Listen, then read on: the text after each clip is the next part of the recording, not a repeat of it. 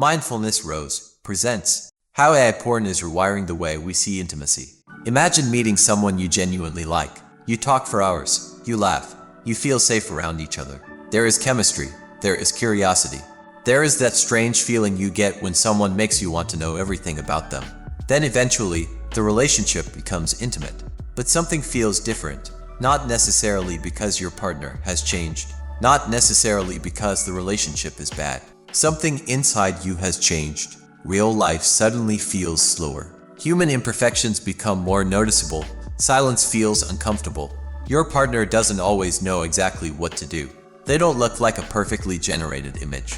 They don't behave like a character designed to satisfy your every preference. And suddenly, without realizing it, your brain begins comparing a real human being with something that was never human to begin with. Artificial intelligence can now generate increasingly realistic people, faces, voices, personalities, and sexual scenarios. And that raises a question that goes much deeper than pornography. What happens when technology begins teaching us what intimacy is supposed to feel like? Because this isn't only about what people watch, it's about what they learn to expect. And today, we're going to explore something uncomfortable. Can AI pornography change the way we understand attraction, relationships, desire, trust, and even love? Stay until the end, because the most important part of this story isn't what AI can create. It's what it may quietly teach the human brain to expect. Chapter 1. The Perfect Person Who Doesn't Exist. Let's start with a simple thought experiment. Imagine a person named Daniel. Daniel is single. He works long hours. He doesn't have much time for dating. One evening, he discovers AI-generated adult content. At first, it seems harmless. Unlike traditional pornography, AI-generated material can be highly personalized. The technology can produce fictional faces, fictional bodies, fictional environments, and increasingly customized scenarios. Daniel becomes fascinated. He doesn't have to search endlessly for something that matches his preferences. The technology can potentially create something closer to exactly what he wants. And that's where something psychologically interesting begins. Because ordinary pornography gives you a selection, AI potentially gives you personalization. And personalization is powerful. Think about Netflix. Think about TikTok. Think about YouTube. Think about Spotify. Modern technology has trained us to expect that our digital environment should adapt to us. Your music learns your taste. Your social media feed learns your interests. Your shopping recommendations learn what you might buy. So what happens when that same personalization enters sexuality? Suddenly, the question isn't, what's available? The question becomes, what can be created specifically for me? And that is a very different psychological experience. Chapter 2. The brain doesn't experience reality the same way IT experiences a screen. Your brain doesn't simply record what you see, it learns from repeated experiences. Every time you encounter something rewarding, your brain pays attention. This involves several systems associated with motivation, learning, and reward. One important chemical messenger involved in this process is dopamine. And here's where we need to be careful. Dopamine is not simply the pleasure chemical. That's an oversimplification. Dopamine is strongly involved in motivation, anticipation, and learning. Your brain constantly asks, what should I pay attention to? And digital platforms are extremely good at answering that question. One new image, one new video, one unexpected possibility, one more recommendation, one more variation. The novelty itself can become part of the experience. And this is where AI could potentially introduce something different from older forms of pornography. Infinite novelty, not necessarily because AI makes people addicted. The research doesn't justify such a simple conclusion. But it does give us reason to think carefully about environments that combine personalization, novelty, and immediate access. A 2024 meta-analysis examining pornography use, problematic pornography use, impulsivity, and sensation-seeking found meaningful relationships among these factors, while also emphasizing that the relationships are complex. So instead of saying, pornography automatically rewires your brain, a more accurate question is, what does repeated exposure to highly stimulating, highly novel digital sexual material teach your brain to expect? And that question is much more interesting. Chapter 3. When real people start feeling too real. Here's the strange paradox. AI can make fantasy feel more realistic, but it can also make reality feel less satisfying. Imagine spending months consuming perfectly customized digital images. Everyone looks exactly the way you prefer. Nobody gets nervous. Nobody misunderstands you. Nobody has an awkward moment. Nobody says, "I'm tired today." Nobody has insecurities. Nobody needs reassurance. Nobody asks, "Are we okay?" There is no negotiation, no vulnerability, no emotional risk. And that's precisely what makes real intimacy different. Real intimacy is not perfect. It's unpredictable. It's sometimes awkward, sometimes funny, sometimes frustrating, and sometimes deeply beautiful because two imperfect people are choosing to understand each other. AI can simulate the appearance of intimacy, but simulation is not the same thing as mutual human connection, and this distinction matters. Chapter 4: The Psychology of Sexual Scripts. Psychologists have long studied the idea of sexual scripts. A sexual script is essentially a learned idea about how intimate interactions are supposed to work. We don't enter adulthood knowing everything about relationships. We learn from family, from culture, from movies, from friends, from social media, and, increasingly, from digital sexual content. If someone repeatedly sees intimacy presented in a particular way, those images can become part of their expectations. That doesn't mean one video permanently changes someone's personality. Human beings are much more complicated than that. But repeated media exposure can influence attitudes, expectations, and perceptions. And this becomes particularly important when the media isn't simply showing intimacy, when it begins designing intimacy around the viewer's preferences. Because then the message may subtly become, "Intimacy should adapt to me." But real intimacy asks something different. How do we adapt to each other? That is a huge psychological distinction. Chapter 5: The relationship doesn't have to be bad. Here's something many people misunderstand. If someone uses pornography, it does not automatically mean they don't love their partner. It doesn't automatically mean their relationship is failing. And research on pornography and relationships is far more complicated than social media arguments often suggest. A 2022 study, for example, found a small but significant association between more frequent pornography consumption and lower relationship satisfaction in its sample, while also finding differences depending on gender and other factors. A systematic review and meta-analysis published in 2024, covering 41 studies and more than 70,000 participants, also found a small negative overall correlation between pornography use and sexual satisfaction, although the results differed across groups and study designs. Notice the language: association, not destiny. Not proof that pornography causes every relationship problem. This distinction matters, because sometimes pornography may contribute to relationship dissatisfaction. Sometimes relationship dissatisfaction may contribute to pornography use, and sometimes both may be influenced by another factor: loneliness, stress, conflict, depression, boredom, avoidance. The important thing is understanding the pattern rather than simply blaming the screen. Chapter 6: The secret is sometimes more powerful than the content. Now imagine another person. Let's call her Sarah. Sarah is in a relationship. Her partner knows she occasionally consumes pornography. They have discussed it. There are boundaries, there is honesty, there is communication. Now compare that with another relationship. In this relationship, one partner secretly consumes sexual content. The other partner discovers it accidentally. The argument isn't necessarily about the existence of the content. It's about the secrecy. The feeling becomes, "Why didn't you tell me? Was I not enough? What else are you hiding?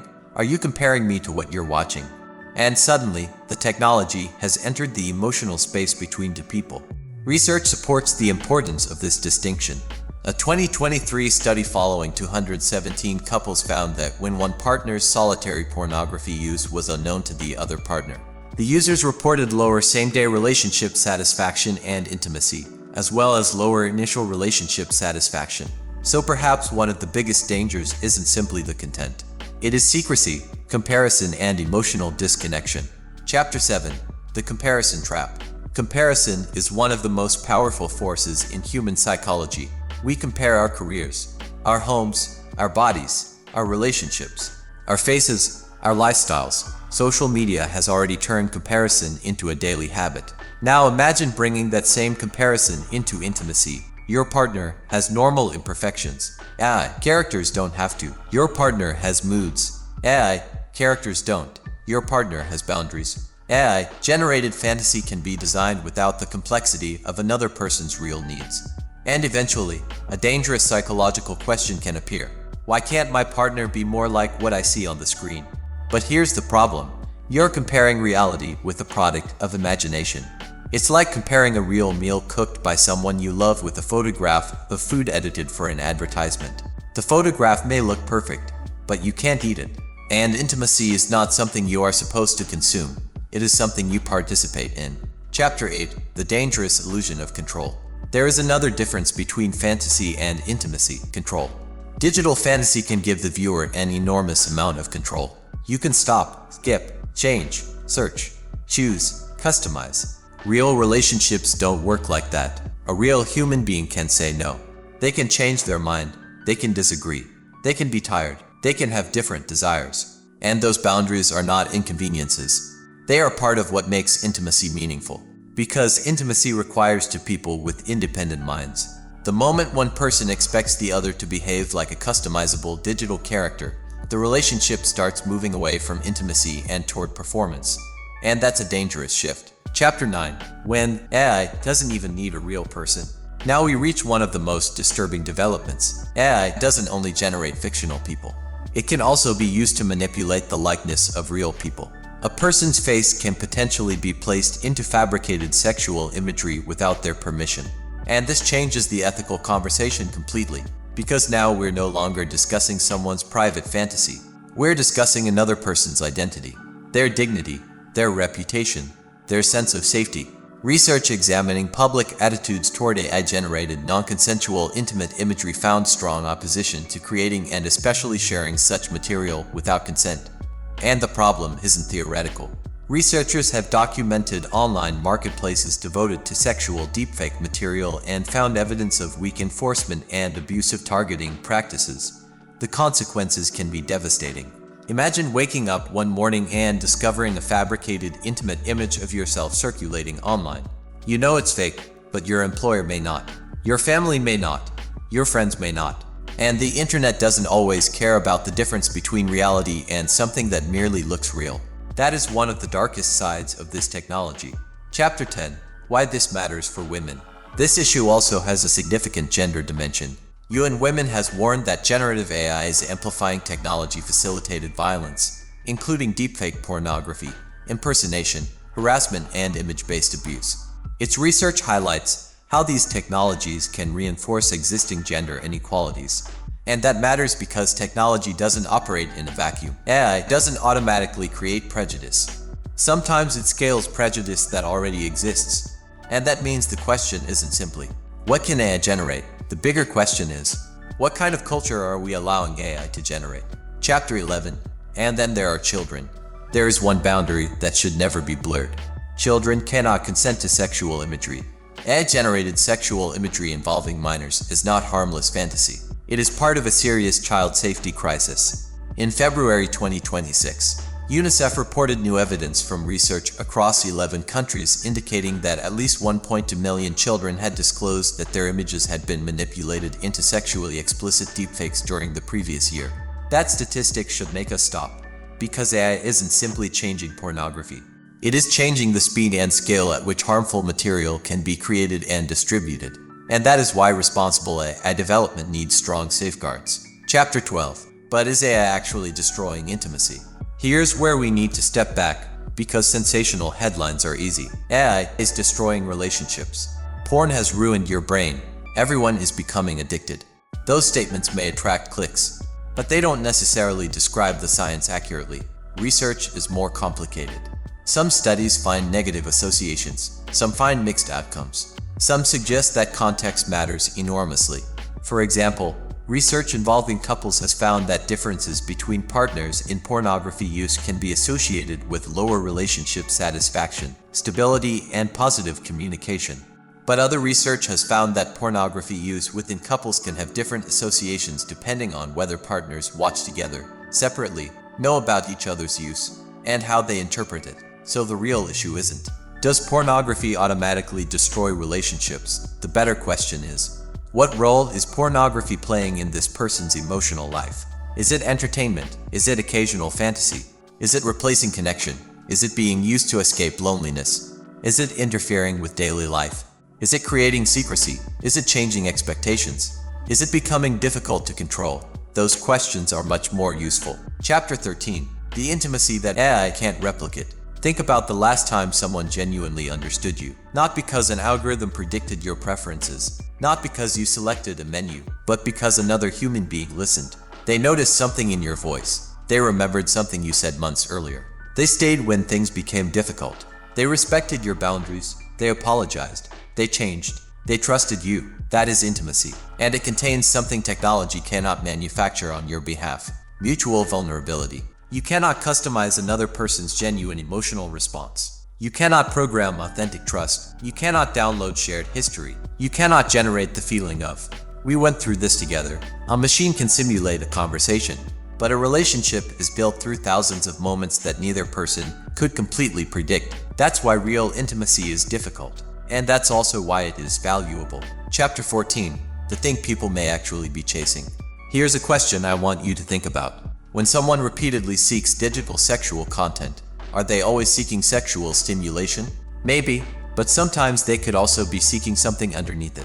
Comfort, novelty, escape, validation, control, connection, relief from loneliness. The screen becomes a shortcut to a feeling. And that's important because if you only remove the behavior without understanding the need underneath it, the problem may simply move somewhere else. Someone who uses pornography to escape loneliness may need connection. Someone who uses it to escape stress may need healthier ways to regulate stress. Someone who uses it because they feel inadequate may need to rebuild self-worth. The behavior may be visible, but the emotional need is often hidden. Chapter 15. The 5 questions you should ask yourself. So let's make this practical. If you're wondering whether digital sexual content is beginning to influence the way you see intimacy, ask yourself 5 questions. Question number 1. Do I enjoy real connection less than I used to? Not occasionally. Look for a pattern. Do conversations feel boring? Does dating feel exhausting? Does emotional closeness feel less interesting than digital stimulation? Question number 2. Am I comparing real people to unrealistic digital fantasies? If your expectations are becoming increasingly specific, extreme, or disconnected from reality, that's worth examining. Question number 3. Am I hiding my behavior because I'm afraid of what someone close to me would think? Secrecy doesn't automatically mean something is wrong, but secrecy combined with distress or relationship conflict deserves attention. Question number 4. Am I using digital sexual content mainly when I'm lonely, stressed, anxious, or emotionally uncomfortable? If the answer is yes, ask what emotion you're actually trying to escape. And question number 5. If I stopped consuming it for a while, would I feel free or would I feel completely unable to cope? That answer can tell you something important about the role the behavior has taken in your life. Chapter 16. What healthy intimacy actually requires. Healthy intimacy isn't about perfection. It's about communication. It's about trust. It's about curiosity. It's about respect. It's about boundaries. It's about being able to say, "This is what I like. This is what I'm uncomfortable with. This is what I need, and I want to know what you need too." A large meta-analysis of 93 studies involving nearly 38,500 people found positive associations between sexual communication and both relationship satisfaction and sexual satisfaction. The quality of communication mattered more strongly than simply how often couples talked about sex. That is an important lesson. The solution to distorted expectations isn't necessarily silence. It's better communication. Because real intimacy becomes stronger when two people can talk honestly about expectations without judgment. Chapter 17. The future is already here. And now imagine the next 5 years. AI becomes more realistic, more personalized, more conversational, more immersive. Maybe one day, a person won't simply watch a screen. They'll interact with an AI character that remembers their preferences, remembers conversations, adapts its personality, responds instantly, and never gets tired, never argues, never rejects them, never says, "I need space." That could feel incredibly comforting. But comfort and intimacy are not always the same thing. Sometimes what makes relationships meaningful is precisely the fact that another person is free to disagree with you. Freedom creates uncertainty. Uncertainty creates vulnerability. And vulnerability creates the possibility of genuine trust. If we eliminate all rejection, disagreement, and unpredictability from our intimate experiences, we might also eliminate some of the very things that teach us how to relate to other human beings. Chapter 18. The real danger isn't AI. So perhaps we've been asking the wrong question. Maybe the biggest danger isn't artificial intelligence. Maybe it's artificial expectations, because humans have always created fantasies, books, movies, romance stories, music, imagination. The difference today is scale. AI can potentially make fantasy personalized, interactive, and almost unlimited. And when fantasy becomes unlimited, reality can start to feel limited. Real people have flaws. Real relationships take time. Real intimacy requires patience. But those limitations aren't necessarily defects. They're part of being human. Final chapter: don't let the machine teach you how to love. There is nothing wrong with being fascinated by technology. There is nothing wrong with wanting to understand artificial intelligence. And there is no reason to pretend the technology is going away. It isn't. The question is what we do with it. Because every powerful technology eventually teaches us something about ourselves. Social media taught us to measure attention. Dating apps taught us to swipe through possibilities. Algorithms taught us to expect personalization. And AI may now challenge us to reconsider what intimacy actually means. So ask yourself, when you close the screen, do you feel more connected to humanity or less when you meet a real person? Do you see their imperfections as annoying or as part of what makes them human? When someone doesn't behave exactly the way you expected, do you become frustrated or curious? And when you experience real intimacy, can you still appreciate its unpredictability? Because love was never designed to be perfectly customized. Connection was never supposed to be instant. And intimacy was never supposed to be a performance where one person controls everything. Real intimacy is to people discovering each other, slowly, imperfectly, honestly. And perhaps the greatest challenge of the AI age will not be teaching machines to understand humans. It will be making sure humans don't forget how to understand one another. The technology can generate an image in seconds, but trust takes time. It can simulate attention, but genuine care has to be lived. It can imitate intimacy, but intimacy itself still requires two human beings. So the next time an algorithm offers you something perfectly designed for your desires, remember this: perfect isn't always the same thing as meaningful. And sometimes, the imperfections are where the connection begins. This is Mindfulness Rose. If this video made you think differently about technology, relationships, and modern intimacy, don't just keep that thought to yourself. Share this video with someone who needs to hear it. And in the comments, answer one question. Do you think AI will bring people closer together or make genuine intimacy harder to find? Until next time, take care of your mind, protect your peace, and never let technology decide what being human should feel like. If you enjoyed this video, give it a thumbs up and share with your friends so we can keep making them. For more videos like this, hit the subscribe button and don't forget to click on notification bell. That way you get notified for our next post. Also be sure to check out our other videos as well. Thanks for watching.